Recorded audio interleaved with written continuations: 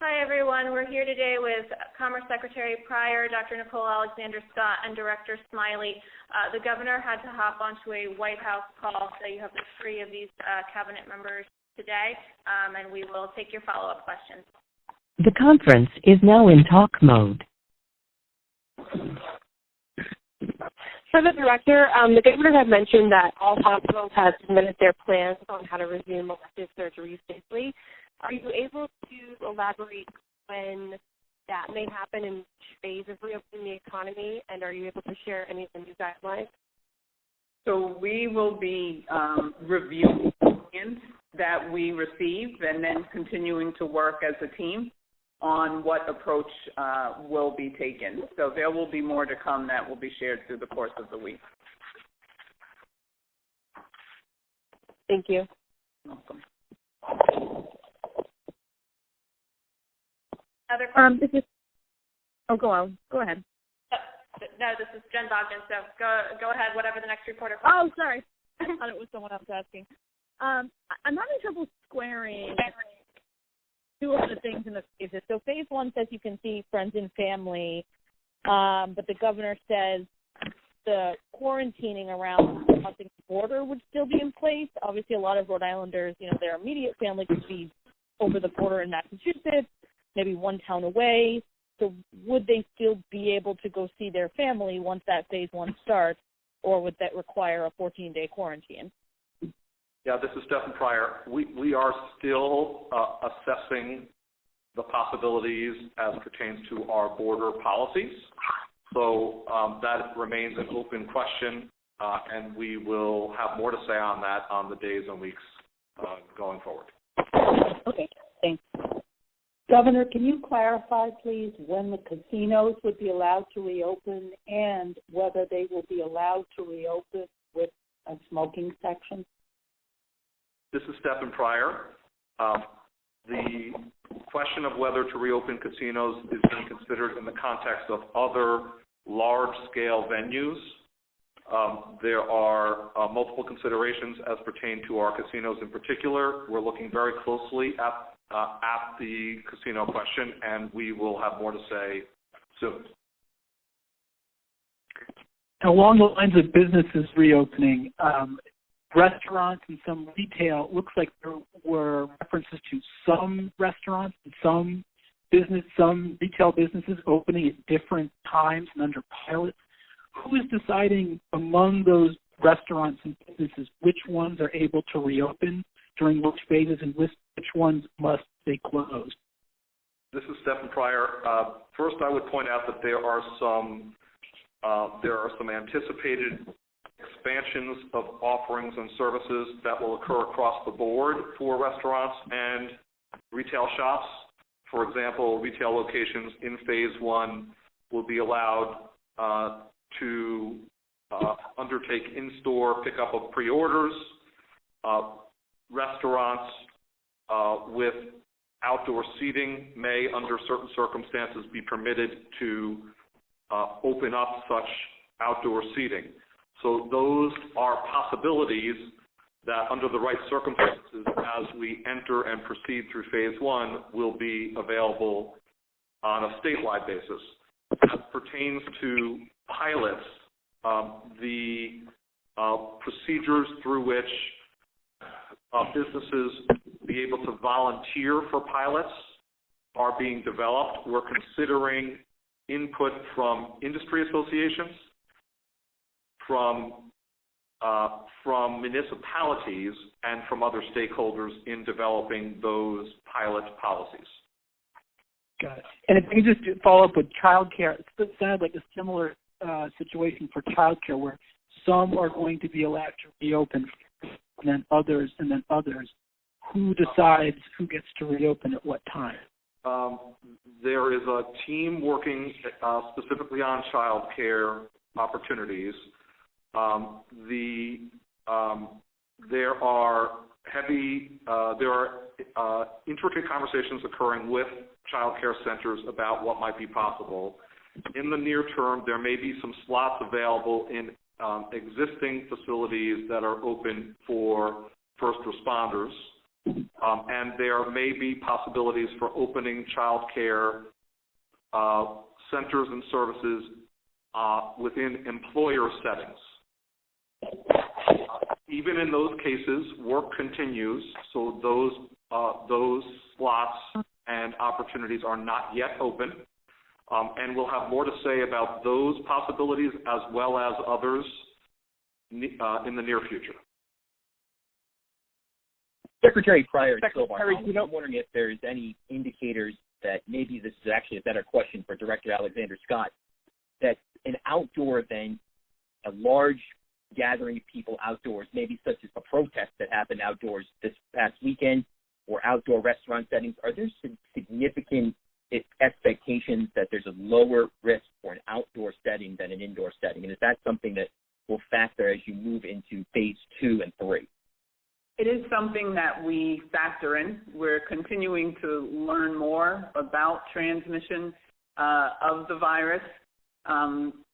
It isn't a significant component, but it is a helpful one to take into account as we're looking creatively and safely about the best way to go forward. I feel almost there's no hard data that would suggest that there's no hard data that says, look, if we're outside based on what you've studied over the last few months, if there's an outdoor event, that is a more appropriate setting for a group of 15, 25, whatever it may be, than an indoor setting. Is there any hard data? There is, the hard data is sparse, I would say, but it gives the ability to social distance more effectively when you're outside in a larger setting, and that's always going to be the key, because anyone who is sick with symptoms where someone's coughing and there's risk of spreading needs to be home regardless. So the benefit of outdoors is more so for the ability to social distance and minimize the risk of infectious particles landing on someone compared to an indoor setting where people tend to naturally be limited by the size of the facility. It's less so connected to what happens in the air outside versus indoors. Got it. Thank you. I would assume, though, if people are eating at restaurants. We'll take the restaurant. I'm sorry, I was going to say, it seems to me that people eating at restaurants, even if outdoors, would be unable to wear face coverings. Has that sort of issue arisen? This is Michael Biller from Motif. You're asking, would they be able to wear face coverings? No, I'm saying that if you, I think Secretary Pryor said that there was some discussion about reopening dine-in restaurants under limited circumstances with outdoor seating. And it seems to me that restaurants would be simply unable to have people wear face coverings while eating, so that would figure into the problem that if you reopen dine-in restaurants, people there would be unable to comply with the face covering requirement. Right. That was my question. Right, and that's the case outdoor or indoor, but what is key is that the servers and restaurant workers and those who are cooking or contributing to the food preparation can continue to wear cloth face coverings, and that will be an important element as well. I'll just add, this is Stefan. It's possible, we're still developing protocols, but it's possible that the dine-in patron could wear a face mask while ordering and during other such times when they're not unto themselves at the table and eating, and remove it to eat. So we're working on those protocols with the Department of Health. All right, thank you.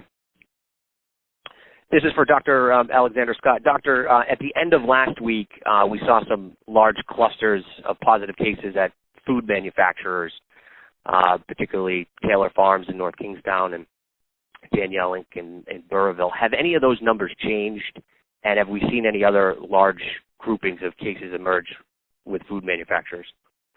Those numbers have not changed significantly. We still have the same number of cases at Taylor Farms and Danielle.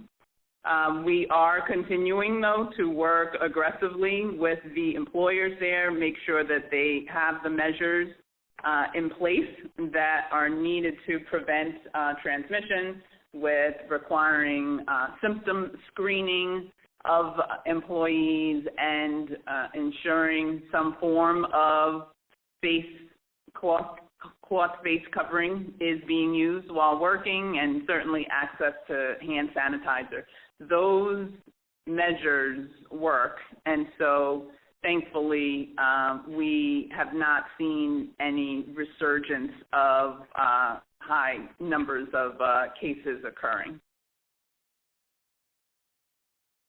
For Dr. Alexander Scott, could you clarify what exactly is going on with the Veterans Home? My understanding from what you said at the televised press conference was that there are no symptomatic cases. That is, that there are positive cases that tested positive but without symptoms. And I'm asking, well, what led to the process of testing? What made people suspicious then if there are no symptoms? And to what extent are the health and lives of the residents threatened in an asymptomatic situation? So I did share that we did have the first case from the vet's home that had symptoms, Michael, and that's what really originated this process. We immediately jump in with an aggressive approach in terms of our infection control measures, particularly in congregate settings, given the population at risk.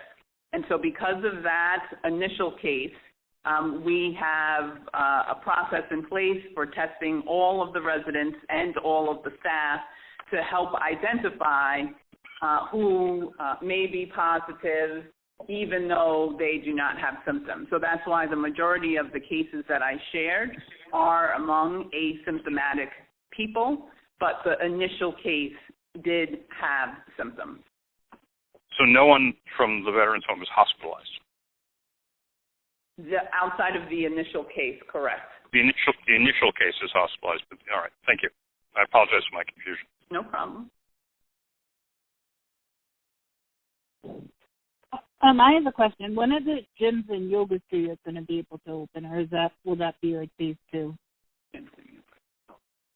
We have not, it's Stefan, we have not yet made a determination on health clubs, gyms, and related facilities. Perfect. Thank you. Doctor, I've gotten some accounts from some nurses on the ground that there are people in their 30s and 40s who are suffering strokes as a result of COVID here in Rhode Island.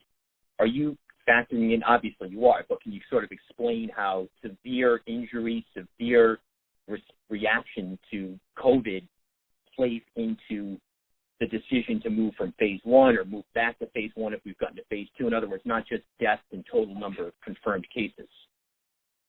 Absolutely. It's the key focus on flexibility and adaptability and being driven by data and science. If we were to see some cluster of cases that raised concern, it would definitely factor into particularly the part about the system readiness that the governor referenced with our plan for moving from one phase to another. So we have a model in place and a process in place to stay in front of the data and use that to absolutely drive what our decision points are as we go forward. We have a minute or so left. What is the plan for parks and beaches, and what's the time frame on that, insofar as you know it? Michael, we're going to have more information on that later this week. I expect towards the end of the week we'll have some more details. Okay. Well, I'll ask one. If we've still got a few seconds left, Kathy Bragg back here. Crisis standards of care, which we started asking about 10 days, 2 weeks ago. Massachusetts put out a model. People commented on it. They revised their model. It's all public. Here we are, and we're already starting to reopen, and we haven't seen crisis standards of care in our own state of Rhode Island. When is that going to happen? That's a great question, Kathy. We have put the work into it and have worked closely with hospitals on developing it so that we have a consistent statewide approach. We are thrilled that we have not had to activate it or even consider that, and we will this week be able to have the document available to the public of what has been in place and thankfully not needing to be used. And when this week do you anticipate? Towards the end of the week, we'll be ready. Okay, thank you. Sure. All right. Dr. Alexander Scott. We'll take one last question. Sure. Thanks. This is Kim Kalunian. Just in sort of in a similar vein, I know you had asked hospitals to submit reports about COVID, PPE, all of that kind of thing. What trends, if any, have you been seeing from those reports, and are any of those reports going to be made public? As part of our daily dashboard, our PPE team works closely with hospitals and other entities to have an assessment of what their burn rate is.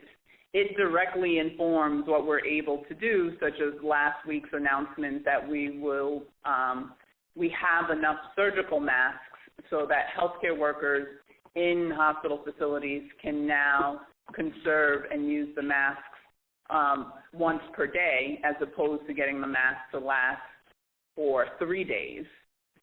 So that information directly informs how we respond, also how we use it with clusters of cases when we're seeing that across the various congregate settings.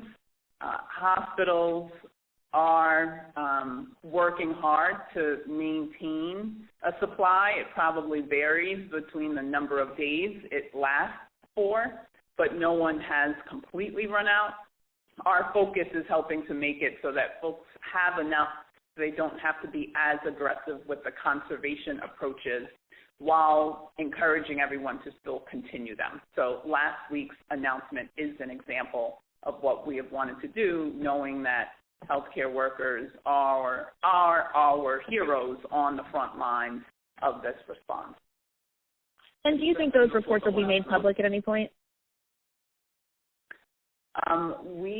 It's such a dynamic process that changes on a daily basis. Keeping it at this high level of understanding how many days out they have is really what the preference is, because it changes constantly, and we have a team working overtime to help make sure that the number of days supply increases with each passing day. Stephanie, just with a last note, the governor talked about our website, reopeningri.com. There's a presentation on that website that you can see, and it contains a lot of information. That website is also in Spanish, so please go ahead and check that out. And for Spanish-speaking residents of Rhode Island, that information is available. All right. Thank you, everyone. We'll be back tomorrow.